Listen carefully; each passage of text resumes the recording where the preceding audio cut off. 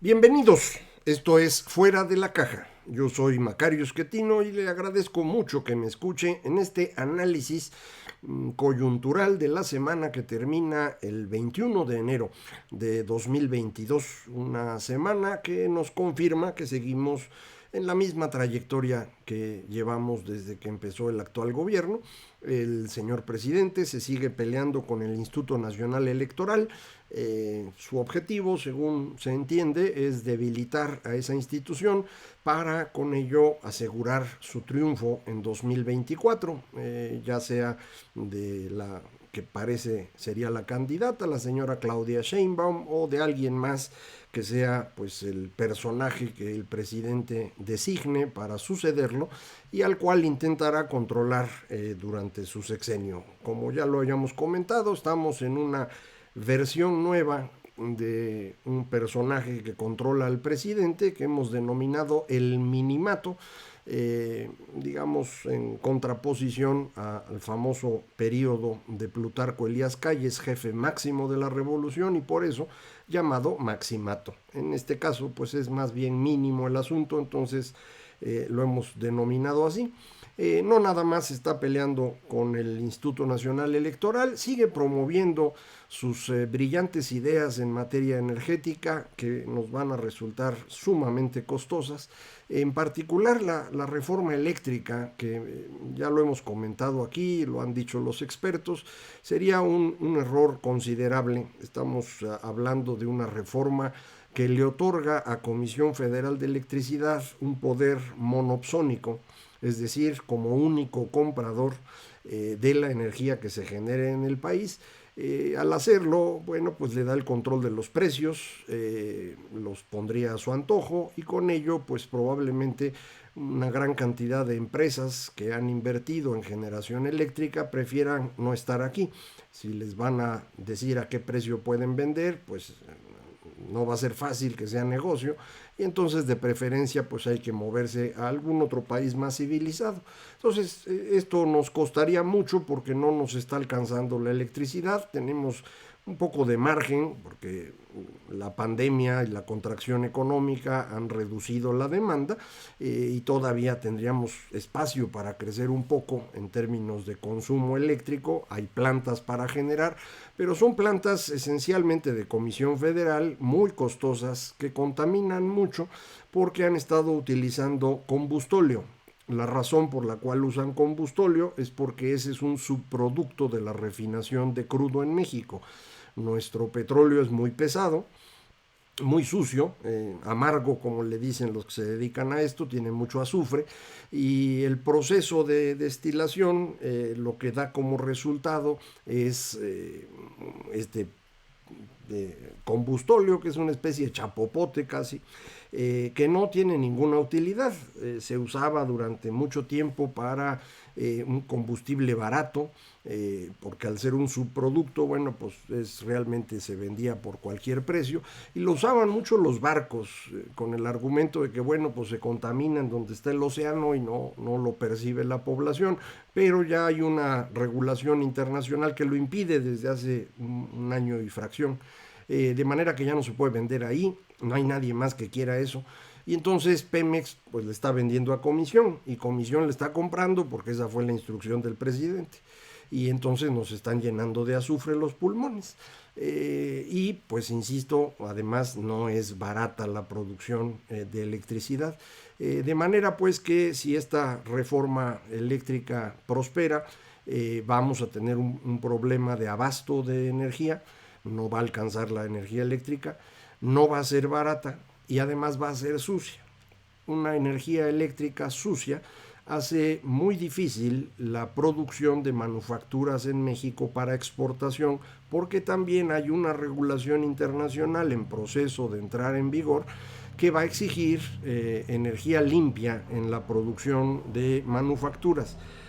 Si uno para producir un auto utiliza energía eléctrica sucia, pues ese auto no va a poderse vender fácilmente en el mercado internacional o lo tendrá que hacer con un costo de un impuesto especial, y esto pues lo saca de la competencia, de manera que esta reforma eléctrica no nada más le costaría a usted en términos de más apagones y más costo de la electricidad, sino también en términos de menos empleos en México.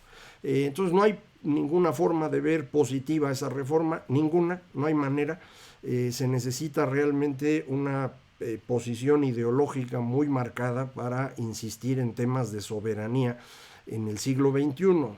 Eso pues es más o menos entendible en ancianitos como Manuel Bartlett, el mismo presidente que ya pues se acerca a los 70, y entonces pues probablemente no da para más, no puede entender el mundo actual. Sin embargo, esto no es una idea que tenga sentido y que nos va a costar a todos, esa es la preocupación.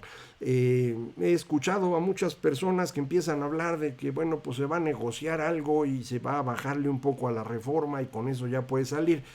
Nada más quisiera aclarar que el tema clave de la reforma es la modificación constitucional que convierte a Comisión Federal en el único comprador. Ese punto, si se mantiene, no importa qué otra cosa le mueva usted a la reforma, no va a servir para nada y sí nos va a costar muchísimo.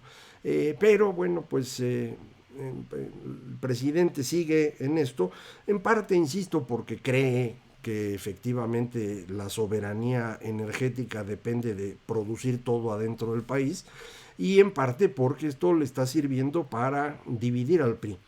Y la división del PRI es determinante en su estrategia de 2024. Ya hablábamos de dañar al Instituto Nacional Electoral en su imagen para después pues destruirlo, convertirlo en un apéndice del gobierno, pero además necesita que el PRI se venga abajo porque los votos de la izquierda siempre provienen del PRI. Y al revés, también es cierto, los votos del PRI provienen de la izquierda. Estas dos organizaciones o instituciones políticas, como quiera llamarlas, se van traspasando los votos.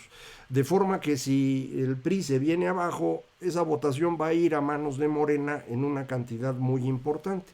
Y eso es lo que al presidente le interesa, no tener enfrente a un partido con una propuesta política cercana a la suya, el nacionalismo revolucionario, y entonces, bueno, pues tener con mucha facilidad para ganar. En eso está. No le importa si eso le cuesta al país la reforma eléctrica o no. Su objetivo es el control del poder, lo hemos platicado en muchas ocasiones. Esta incapacidad de ver cosas distintas a la concentración de poder también tiene costos económicos en términos del desempeño de todo el sistema económico. Ya lo hemos platicado. Desde que se canceló la construcción del aeropuerto, la inversión se empezó a venir abajo. Y esta caída de la inversión es tan significativa que hoy en día el nivel de la inversión es similar al que había en 2007. Son 14 años, ya van a ser 15 años de rezago en inversión. Con ese nivel de inversión no pueden generarse nuevos empleos. Para que un empleo tenga sentido, pues necesita usted como empresario dotar a su trabajador de las herramientas necesarias para que haga su chamba. Si usted contrata a una persona y no le da herramientas, pues no va a obtener nada. Entonces se necesitan las dos cosas. Si no tiene usted las herramientas, pues no va a contratar a nadie. Y entonces el efecto de no tener inversión es menos empleo. Pero usted me va a decir, oiga, pero en el Seguro Social han crecido los empleos. Pues sí, ya empecé a hacer mis cuentas al respecto y hay una diferencia muy marcada entre el indicador global de personal ocupado en los sectores económicos, que es el índice que usa INEGI, y el número de asegurados del IMSS. Esta discrepancia aparece y crece en junio del año pasado, justamente con la reforma al outsourcing. Lo que aparentemente ocurre es que tenemos un gran movimiento de personas, más o menos 4 millones de personas, que estaban contratados a través de estas empresas de outsourcing y que empezaron a ser contratados por las empresas que originalmente los necesitaban. Es decir, pues la reforma lo que buscaba era desaparecer a estas empresas de outsourcing por una gran cantidad de abusos, y aquí comentamos que nos parecía una buena idea, y pues se mueven estos 4 millones de mexicanos, nada más que no se mueven todos, y no se mueven todos porque hay un porcentaje que yo estimo en 10%, uno de cada 10, que no encuentran este espacio en la empresa para ser contratados. Muchos de ellos aparentemente no estaban registrados en el IMSS. Deben haber sido comisionistas, socios, como les llaman, personal de confianza que estaba anotado como si fuera pues más bien una persona que cobraba por honorarios, y estas personas se quedaron también sin chamba, y lo que hicieron fue empezar a crear empresas, un montón de empresas. El ritmo de creación de empresas del segundo semestre del 2021 es el más grande registrado, 6 veces mayor que lo que ocurría en cualquier periodo que usted encuentre desde el 2000 hasta mayo del 2021, 6 veces más empresas. ¿Qué son estas empresas? Pues empresas de un solo trabajador, o microempresas de entre 2 y 5 trabajadores, o pequeñas o medianas empresas de entre 6 y 50 trabajadores, así las clasifica el Seguro Social, y aparecen un montón de empresas. Y este montón de empresas genera más o menos 400,000 empleos, esencialmente en los sectores de comercio, construcción y manufacturas. Pero esos 3 sectores, de junio del 2021 a fin de año, no crecen. Entonces, todos estos nuevos trabajadores que entraron a esos sectores, en realidad no están aportando nuevo valor agregado. De manera que el valor agregado que ya se producía en el comercio o en la construcción o en las manufacturas, pues ahora hay que dividirlo entre más personas. Y el resultado, al final, es que el salario real promedio se baja. Y terminamos el año con un crecimiento en el salario real promedio del Seguro Social de 0. Entonces, el efecto que tiene este proceso es aparentar la creación de empleos, más o menos 400,000, que realmente no son empleos nuevos. Es un movimiento de personajes que estaban inscritos en empresas de outsourcing sin tener las prestaciones del IMSS, por la razón que sea. Ahora están contratándose a sí mismos o a sus cuates para hacer estas pequeñitas empresas, pero no están aportando todavía al PIB, de manera que no hay un incremento en la producción. Al cierre de 2021, según el indicador oportuno de actividad económica, lo que tuvimos fue un trimestre con una contracción, el último trimestre del 2021, contra el anterior, que a su vez había sido menor al trimestre inmediato anterior. O sea que ya van 2 trimestres de crecimiento negativo.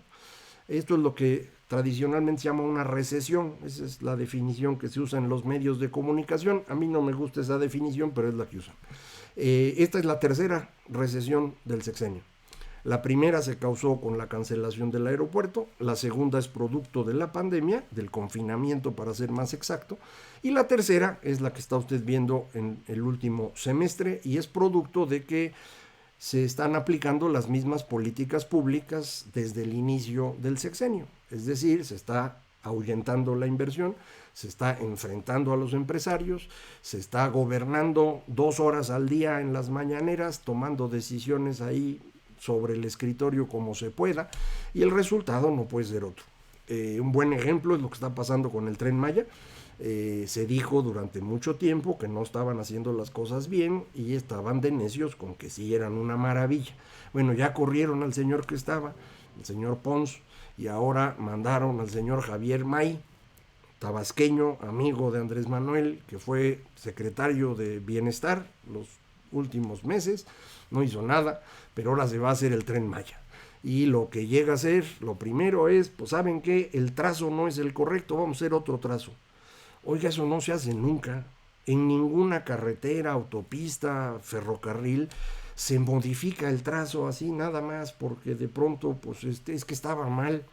Oye, mano, pero para eso se hacen los proyectos ejecutivos.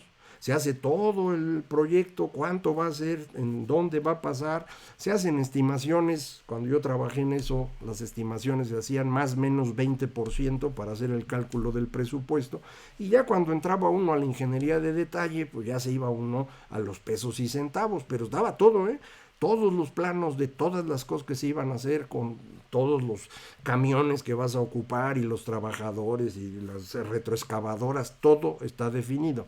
Bueno, cuando uno, en lugar de hacer esos proyectos ejecutivos, en una servilleta se pone a hacer el mapita, pues el resultado no puede ser otro. Así hicieron Santa Lucía, recuerde usted, el proyecto de Santa Lucía se hizo en una servilleta, lo hizo el ingeniero Riobó, lo presentó el mismo presidente.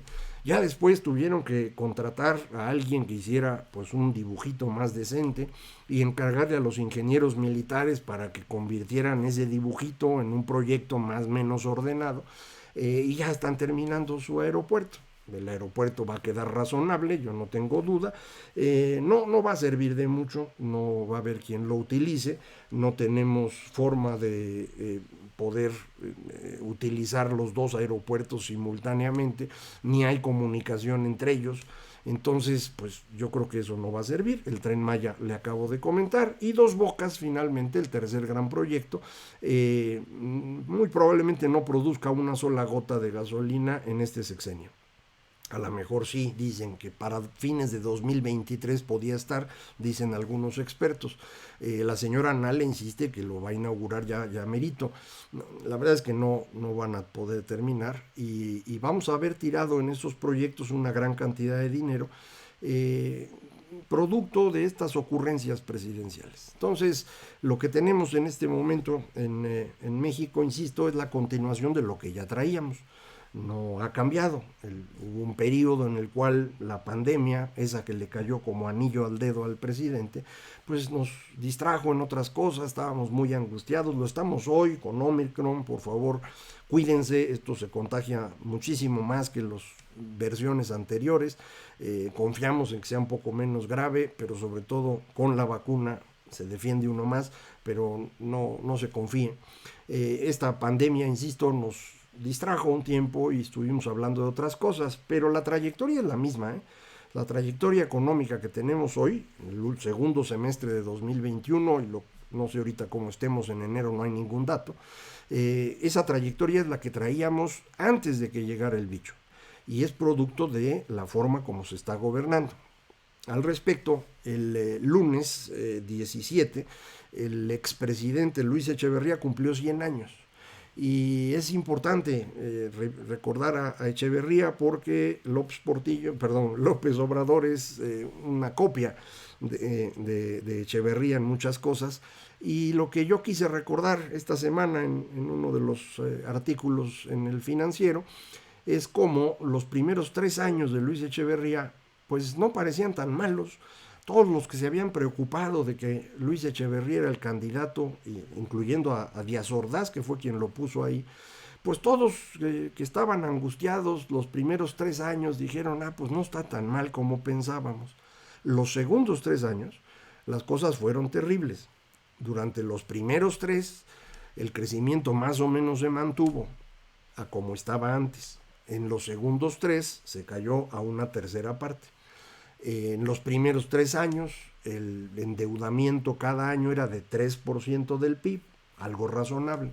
Los segundos 3 años, cada año fue de 10% del PIB, y eso fue lo que nos llevó a la crisis del 76, que después, con el gobierno de López Portillo, un amigo de infancia casi, de juventud, para no mentir, de Luis Echeverría, y al que Luis Echeverría pensaba mangonear, pues no se dejó, tomó el control, pero heredó a los economistas de Echeverría, y ellos lo ayudaron a que tuviéramos una crisis aún mayor en 82.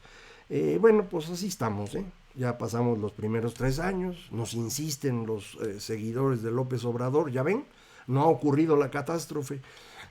Pues mire, la verdad es que ya vamos encaminados, ya realmente hemos destruido el funcionamiento del gobierno, ya no tenemos ningún margen fiscal, ya se acabaron los fondos, fideicomisos y cuentas bancarias que tenía el gobierno, y sí estamos en una catástrofe que ya no creo que se pueda detener. pero pues como nadie escarmienta en cabeza ajena, van a tener que vivir su crisis de fin de sexenio. No se angustie de más, no va a ser una crisis como 76, 82, 87 o 95, porque tenemos una economía con tipo de cambio flexible y fronteras abiertas. Y esto va a aminorar el golpe, no en el sentido de hacerlo más chiquito, pero sí de hacerlo paulatino.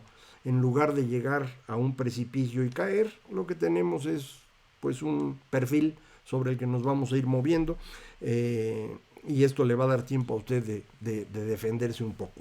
Pero lo vamos a platicar esto como siempre, semana a semana, mientras se pueda. Muchísimas gracias. Esto fue Fuera de la Caja.